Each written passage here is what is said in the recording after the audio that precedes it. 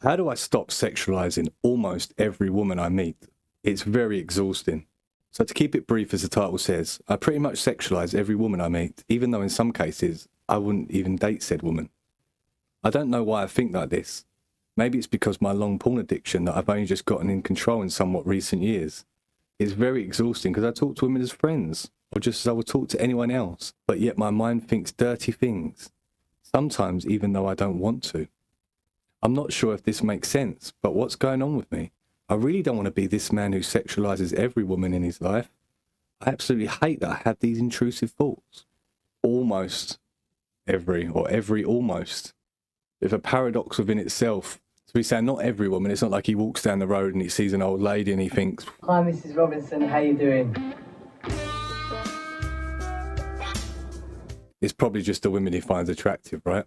And that's fine. And hats off to the lad because he's made that association in his mind that perhaps this quote-unquote problem is a result or an effect of the cause of pornographic use. Our sexual drive and libido is completely different in some ways to the animal kingdom around us or other mammals, because sex is this divine experience, not only for procreation, but it's highly pleasurable. Not the biting that hurts her, it's the male's penis. It's barbed with more than 100 tiny hooks, each about 1 millimeter long. Other mammals don't have the imagination and other capacities that we have as human beings that gets interwoven with its sexual desire. And that's how you have all these psychosexual kinks that sometimes are so far removed from the actual act of sex that it's become just wired to it in just some form of pathway. But I'm also going to make the grand assumption with this lad that he might actually be in the friend zone. Is it because you won't date them or you can't date them? Because they're two different things. When he signs off with, "I really don't want to be this man."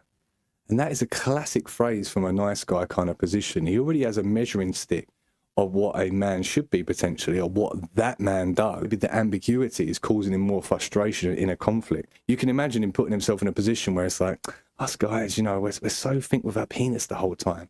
And I just love coming out of you and listening to all your problems, Stacey. And she's whining on about some bullshit. And because he's convinced himself that he's not them men or that type of man, he's a friend and he's going to listen. So he's trying to listen about Stacey and her self-made bullshit problems, being her friend, and he's nodding away. And as he's nodding away, the devil comes on his shoulder and thinks, I couldn't give her a go. And he's like, oh no, I've got to stop that. I don't want to be that guy. Stop it. And he's bitten down on the mouth guard and he's going, yeah, I don't want to be that guy. Us men always think with our penis. Therefore, he's created in a conflict where this demon has rite of passage really to come in there, start tormenting him. When these thoughts come up, and we have lots of different intrusive thoughts, the idea that you follow that train of thought is where we get ourselves into problems. But so what? His porn damaged mind is going to produce these scenarios. It wouldn't be such a thing if he's able to just observe that thought and let it go. But the fact that the devil is on his shoulder means there's a little bit of resonance, a little bit of vibrating. When that thought enters his mind, he doesn't know what to do with it, and he gets embarrassed, like he wants to close the laptop up. Otherwise, what he would do is accept that he may have those intrusive thoughts because the thoughts aren't necessarily his own to begin with. It's just an input. It's a frequency that's entered into his kind of radio station. And it's up to him to kind of tune out of that station. But he's just come out of the psych ward, in essence, of this very destructive habit and struggling on how he integrates himself and what's a kind of a happy normal for what a drive is. Differentiate a difference basically between what is the hardware and what is the software. And pornographic use is a big download of software that you don't necessarily want to be a part of anymore. If we're looking to kind of reframe this problem, I think the first thing will be to look at the fact that you have to accept there's a drive, right? Warm-blooded men are going to have a drive to be around attractive, pretty people, or what we find attractive, to procreate, yada, yada, yada, yada. Except the drive is real and it's part of the human experience, and that part of our consciousness, our thought forms, our bodily functions is geared towards that. But the hardware is always going to be the same right until the computer crashes. And he's exhausted because he's been going rounds on these women while he's just chatting to her about their fucking problems. Because it just does tax your mind when you're in a state of lust, because you're in a state of lack and longing, and a lustful state can also be an envious state.